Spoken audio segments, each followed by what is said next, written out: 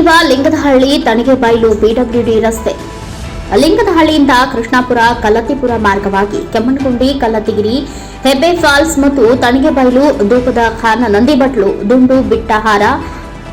ನಂದಿಗಾವಿ ಸೇರಿದಂತೆ 16 ಗ್ರಾಮಗಳಿಗೆ ಸಂಪರ್ಕ ಕಲ್ಪಿಸುವ ಲೋಕೋಪಯೋಗಿ ಇಲಾಖೆ ರಸ್ತೆ ತೀರಾ ಹದಗೆಟ್ಟಿದ್ದು ಲಾರಿ ಬಸ್ಸು ಮುಂತಾದ ಭಾರಿ ವಾಹನ ಚಾಲಕರು ಮತ್ತು ದ್ವಿಚಕ್ರ ವಾಹನ ಚಾಲಕರಿಗೆ ಈ ರಸ್ತೆಯಲ್ಲಿ ಸಂಚಾರ ಮಾಡುವುದು ಕಂಟಕಪ್ರಾಯವಾಗಿದ್ದು ಕಳೆದ ಕೆಲ ದಿನಗಳ ಹಿಂದಷ್ಟೇ ಲಿಂಗದಹಳ್ಳಿ ಬಳಿಯ ಪೆಟ್ರೋಲ್ ಬಂಕ್ ಬಳಿ ಇರುವ ತಿರುವಿನ ರಸ್ತೆಯಲ್ಲಿದ್ದ ಗುಂಡಿಗಳನ್ನು ತಪ್ಪಿಸಲು ಹೋದ ಬೈಕ್ ಸವಾರರು ಆಯ ತಪ್ಪಿ ಬಿದ್ದು ಪ್ರಾಣ ಕಳೆದುಕೊಂಡಿದ್ದು ಸಂಬಂಧಪಟ್ಟ ಇಲಾಖೆಯವರು ಇತ್ತ ಗಮನ ಹರಿಸದೆ ಪ್ರಯಾಣಿಕರ ಜೀವಗಳೊಂದಿಗೆ ಚೆಲ್ಲಾಟವಾಡುತ್ತಿದ್ದಾರೆ ಎಂದು ತಾಲೂಕು ಗ್ಯಾರಂಟಿ ಸಮಿತಿ ಅಧ್ಯಕ್ಷರಾದ ತಣಿಗೆಬೈಲು ರಮೇಶ್ ಗೋವಿಂದೇಗೌಡ ಮತ್ತು ಇನ್ನಿತರರು ಆರೋಪಿಸಿದ್ದಾರೆ. ಈ ರಸ್ತೆ ಕೆಮ್ಮಣ್ಣಗುಂಡಿ ಗಿರಿಧಾಮ ಕಲ್ಲತ್ತಿ ಮತ್ತು ಹೆಬ್ಬೆ ಫಾಲ್ಸ್ಗಳಿಗೆ ಹಾಗೂ ಈ ಭಾಗದಲ್ಲಿರುವ ಭದ್ರಾ ಅಭಯಾರಣ್ಯ ಮತ್ತು ಅನೇಕ ಗ್ರಾಮಗಳಿಗೆ ಸಂಪರ್ಕ ಕಲ್ಪಿಸುವ